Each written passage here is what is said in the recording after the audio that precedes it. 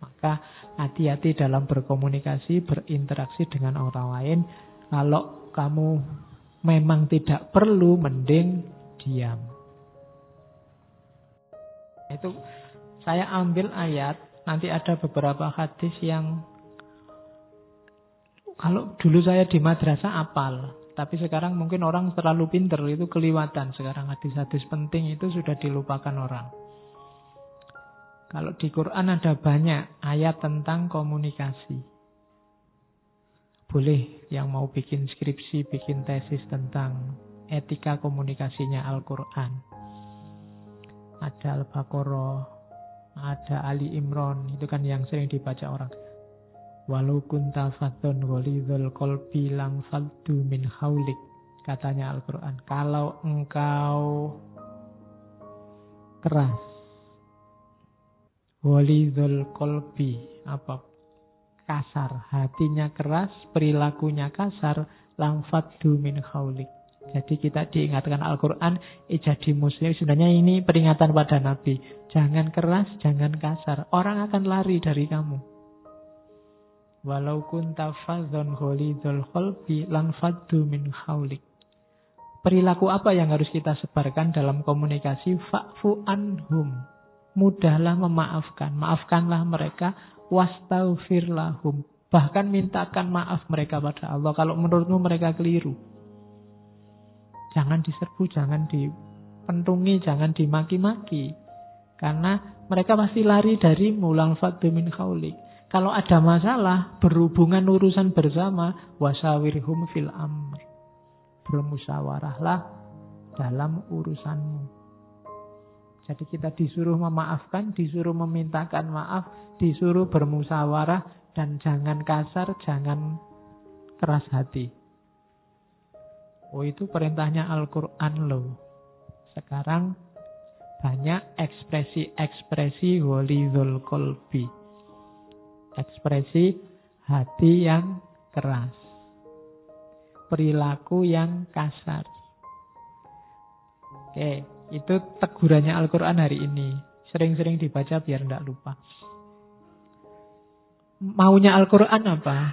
Maunya Al-Quran kayak Al-Furqan ayat 63. Wa ibadur rahmani alladzina yamshuna alal ardi haunan. Dan hamba-hamba Allah yang maha penyayang. Karena Tuhan kita ini maha penyayang. Alladzina yamshuna alal ardi haunan. Kita diharapkan jadi hamba yang berjalan di muka bumi dengan rendah hati. Jadi komunikasi yang menyenangkan itu dengan orang yang rendah hati. Wa idza khotabahumul jahilun qalu salama. Kalau ada orang bodoh kok ngomong ndak karu-karuan, ndak jelas, mereka tetap ngomong yang salama, ngomong yang menyelamatkan, ngomong yang damai-damai. Kalau kamu anggap lawan bicaramu itu orang bodoh, ya jangan dimaki-maki, jangan dikerasi, jangan enggak. Tetap berkata-kata yang salama. Nah, itu petunjuknya Quran loh ya. Terus ada lagi katanya Quran, qaulun ma'rufun wa maghfiratun khairum min shadaqatin yatba'uha adza. Jadi kata-kata yang baik dan memaafkan. Dulu kita pernah membahas satu sesi tentang memaafkan itu khairum min shadaqatin yatba'uha adza. Itu lebih baik daripada sedekah tapi diikuti dengan menyakiti, maki-maki. Jadi Al-Quran itu lembut. Saya tidak tahu kok diterjemahkan jadi kasar. Jangankan ngasih, kamu ngomong yang lembut aja Quran lebih senang. Qaulun ma'rufun wa maghfirah. Memaafkan, ngomong yang baik lebih disukai daripada sedekah, ngasih materi, ngasih uang tapi menyakiti. Entah menyakiti dengan kata-kata atau menyakiti dengan gaya. Menyakiti dengan gaya itu terus kamu posisikan dirimu lebih tinggi karena bisa sedekah pada yang kamu sedekahi. Nah, silahkan diteliti kalimat-kalimat ini. Al-Quran itu menyuruh kita mengembangkan gaya komunikasi 1, 2, 3, 4, 5, 6. Qaulan sadida, qaulan baligho, qaulan ma'rufa, qaulan karima, qaulan layyinan, sama qaulan maisuro. Qaulan sadida itu kata-kata yang lurus, kata-kata yang benar, apa adanya. Kalau dalam Al-Quran itu benar itu kan macam-macam. Ada hak, ada soheh, ada shawab, ada siddiq. Hak ini kasunyatan, kebenaran fakta, kebenaran kenyataan itu hak. Kul qad ja'al haqqu wa zahaqal batil. Kalau soheh itu kebenaran proposisi, kebenaran kalimat. Kalau shawab itu kebenaran target, kebenaran tujuan. Kayak teleologis tadi, itu shawab. Kalau yang soheh ini kayak proposisi, kayak tadi saya ngomong, di luar sekarang tidak hujan, itu soheh. Kalau siddiq ini kebenaran orangnya, kayak virtu etik tadi. Itu namanya siddiq, makanya Abu Bakar as-Siddiq. Jadi ada hak, ada soheh, ada shawab, ada. Makanya wallahu a'lam bis-shawab. Saya sudah ngomong macam-macam, tapi yang paling pas sesuai tujuan mana Allah yang tahu. Wallahu a'lam bis-shawab. Dan setelah shawab ada siddiq. Kalau siddiq orangnya. Ini kalau diterjemahkan pakai bahasa Indonesia, semuanya artinya benar. Hak itu benar, soheh itu benar, shawab itu benar, siddiq itu benar. Shadaqallahul azim, itu maha benar Allah dengan segala firman-Nya. Itu benar juga. Nah, sadida itu qaulan sadida itu kata-kata yang lurus, benar apa adanya. Yang diomongkan yang hak. Ada lagi qaulan baligho. Qaulan baligho itu kata-kata yang membekas. Kata-kata yang menyentuh, yang patos tadi kalau pakai bahasanya Aristoteles. Qaulan baligho. Kalau saya ngomong nyampe dan kamu ngerti kemudian terpengaruh. Itu qaulan baligho. Ada qaulan ma'rufa. Kalau ma'ruf ini kata-kata yang baik. Jadi yang bermanfaat dan melahirkan perbuatan baik. Itu qaulan ma'rufa. Ada qaulan karima. Qaulan karima itu kata-kata yang mulia.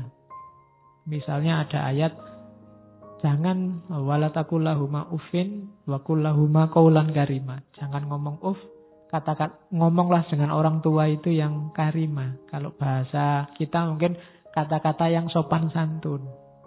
Jangan kasar. Itu qaulan karima. Ada qaulan layyinan. Kata-kata yang lemah lembut. Kemudian ada qaulan maisuro. Kata-kata yang ringan. Yang tidak membuat orang sumpek karena susah dipahami. Itu qaulan maisuro. Nah ini paradigma komunikasi etik versi Al-Quran. Kamu cari sendiri ayatnya. Ada yang di beberapa ayat istilahnya sama. Qaulan sadida, qaulan baligho, qaulan ma'rufa, qaulan karima, qaulan layyina, qaulan maisura. Kapan-kapan kita elaborasi lebih panjang, tapi biar kalian tahu dulu, dicek dulu. Jadi Al-Quran itu tidak ada nyuruh kita kata-kata yang keras, kata-kata yang kasar, apalagi kata-kata yang tidak benar. Dan kalau ini kita semua sudah tahu bahwa gerbangnya komunikasi etik kalau dalam Islam itu salam. Salam itu deklarasi bahwa aku tidak akan menyakitimu, aku aman bagimu.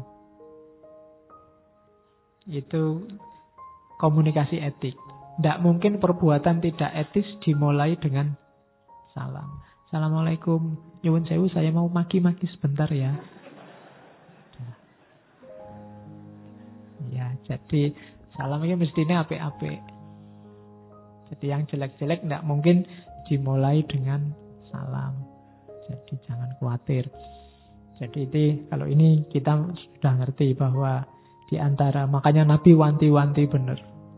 Kalau kamu ingin damai, afsus salam bainakum. Sebarkanlah salam. Ya tentunya salam yang tidak di mulut saja. Kalau kita sudah janji akan mengamankan dengan salam itu, ya aman beneran. Orang merasa aman dari mulut kita, aman dari tangan kita. Nah itu salam. Jadi gerbangnya komunikasi etis kalau dalam Al-Quran. Al-Quran juga ada komunikasi yang non-etis. Ceklah Al-Hujurat ayat 11-12. Kalau ini populer sekali ayatnya. La yashkhar qaumun min qaumin. Jangan saling mencela. Asa ayakunu khairam minhum.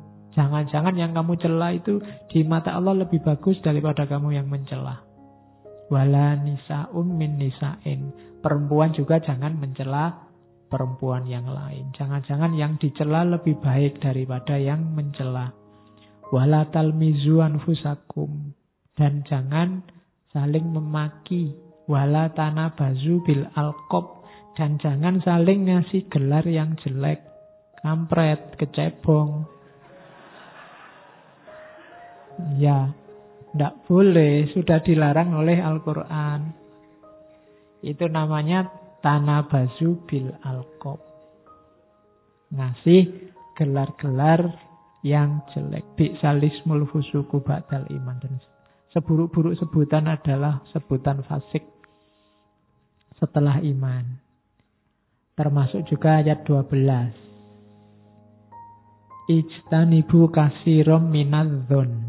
Inna ba'dadzonni ismun. Sesungguhnya sebagian besar. Zon itu sebenarnya tidak terlalu fitnah. Tapi zon itu prasangka. Prasangka itu mungkin lebih banyak benarnya.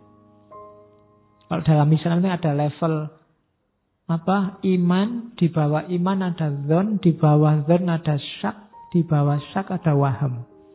Kalau iman ini 100% percaya. 100% ditanggung kebenarannya. Kalau zon ini percaya, tidak percaya tapi lebih besar percayanya. Kalau syak 50-50 antara percaya tidak percaya.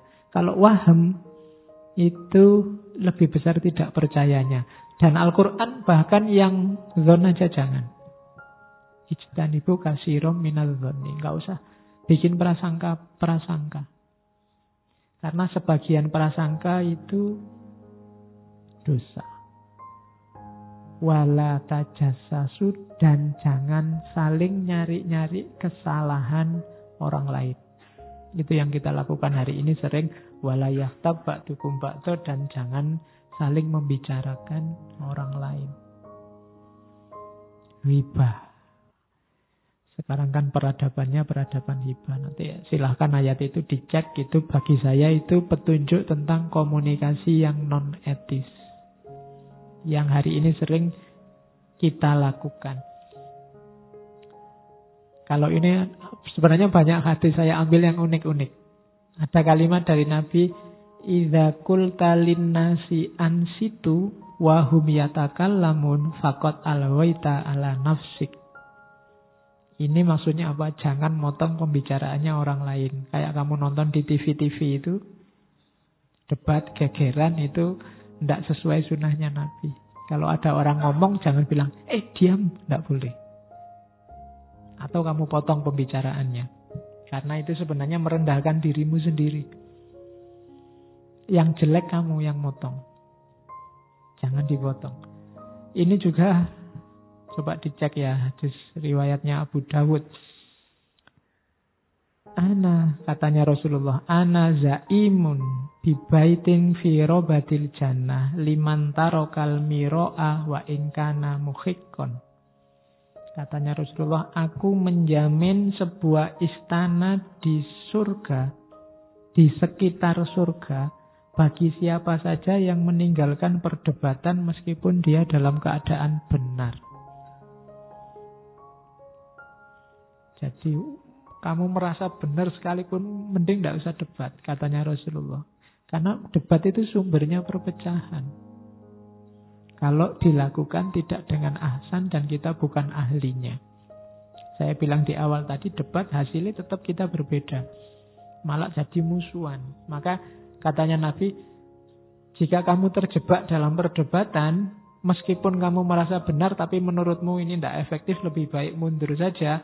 Katanya Nabi, aku menjamin sebuah istana di sekitar surga. Lumayan kan?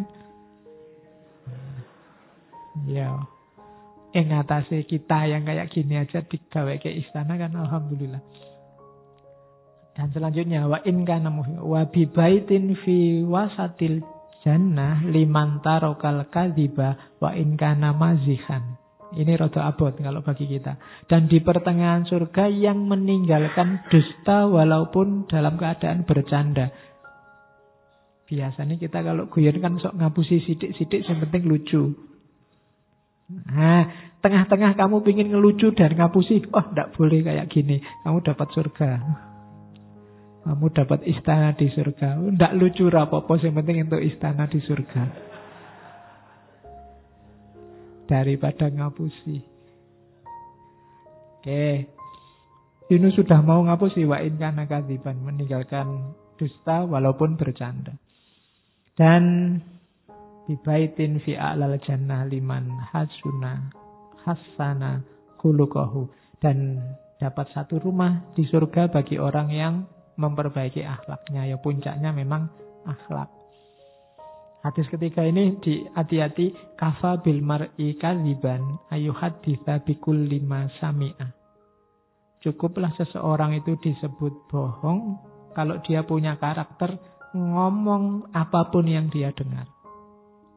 Ini sebenarnya kayak kata-katanya Ki Kegat tadi, males mikir. Dengar apa disampaikan, tidak dicerna benar salahnya. Meskipun mungkin yang diomong itu benar, tapi orang kayak gini sebenarnya pembohong. Kafa bil mar'i kadziban. Jadi dia layak disebut pembohong. Kalau ini Riyadhus Shalihin, silahkan dicek. Inna min ahabbikum ilayya wa aqrabikum minni majlisan yaumul qiyamah ahasinakum ahlakon. Yang paling aku cintai, yang paling dekat denganku di hari kiamat, yang paling bagus akhlaknya. Wa inna abghadakum ilayya wa ab'adakum minni yaumal qiyamah. Yang paling jauh dan paling aku benci di hari kiamat ada 3 orang. Sarsarun, mutasyaddiqun, dan mutafaihikun. Qala ya Rasulullah qad alimna sarsarun wal mutasyaddiqun famal mutafaihikun qala al mutakabbirun. Jadi Rasulullah paling benci dan besok paling jauh dengan Rasulullah di hari kiamat apa? Sarsarun, orang banyak omong, cerewet.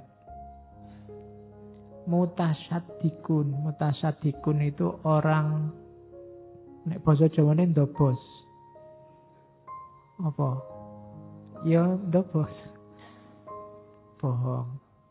Ngomongnya yang penting biar dia kelihatan hebat, terus ngomongnya bohong. Sama mutafaihikun. Kalau ndobos itu bisa informasi macam-macam, tapi kalau mutafaihikun itu ngomong besar untuk menyombongkan dirinya. Itu mutafaihikun. Nah, itu jenis komunikasi yang non etis juga. Oke, kalau ini semua pasti hafal, meskipun jarang yang perhatian sekarang. Jangan sampai kita besok jadi orang yang merugi. Al-muflisu fina. Jadi satu ketika Rasulullah ngasih teka-teki ke para sahabat, kalian ngerti enggak orang bangkrut, orang rugi itu siapa? Jawabannya para sahabat, ya yang enggak punya duit. La mata awala dirhama. Katanya Rasulullah, enggak. Orang bangkrut itu besok di hari kiamat, dia dihisab, amalan ibadahnya luar biasa. Yo sholat, yo puasa, yo sedekah terbaik, yo zakat, yo macam-macam. Tapi terus dia wayati qad syatama hadza wa qadzafa hadza wa akala mala hadza wa safaka dama hadza wa daraba hadza. Wa qad syatama hadza itu mencaci maki, pernah mencaci maki orang. Qadzafahada, memfitnah orang, nuduh orang tanpa bukti. Wa akala mala hadza, korupsi besar apa kecil. Wasafaka damahada, mengalirkan darah, membunuh orang, entah fisiknya, entah karakternya. Wadorobahada, menyakiti orang lain. Ini mesti rugi besok di akhirat. Kenapa? Karena kebaikannya akan diambil untuk yang dia sakiti. Kalau kebaikannya habis, dosa yang dia sakiti dikasih pada dirinya. Maka akhirnya meskipun dia tiap malam tahajud, meskipun amal ibadahnya banyak, jadinya bangkrut, rugi. Ini dulu saya hafalkan zaman di madrasah. Ingat lagi sekarang karena kelihatannya relevan hari ini. Sekarang banyak yang syatamahada, banyak orang maki-maki, banyak orang yang qadzafahada, nuduh memfitnah. Banyak orang yang akalamalah, korupsi, entah besar entah kecil. Jangan dikira kalau saya ngomong korupsi hanya para pejabat. Jangan-jangan kalian juga kecil-kecil, sedikit-sedikit juga pernah korupsi. Entah kalian sadar apa enggak. Mungkin kamu ngangkring, gorengannya papat, ngomong telu. Itu lah korupsi. Besok pahalamu dikasihkan tukang angkringan. Ya, jadi acaranya itu. Apalagi yang safakadama. Safakadama itu mengalirkan darah, artinya membunuh. Tapi hari ini membunuh itu kan tidak cuma fisik. Ada orang yang dibunuh karakternya, dijelek-jelekan. Itu bagi saya wasafakadama juga. Wadoroba, doroba itu mukul, menyakiti. Siapapun yang kamu sakiti besok ada balasannya. Maka hati-hati dalam berkomunikasi, berinteraksi dengan orang lain. Kalau kamu memang tidak perlu, mending diam. Falyakul khairon auliyasmut, ngomong sing apik-apik atau diam.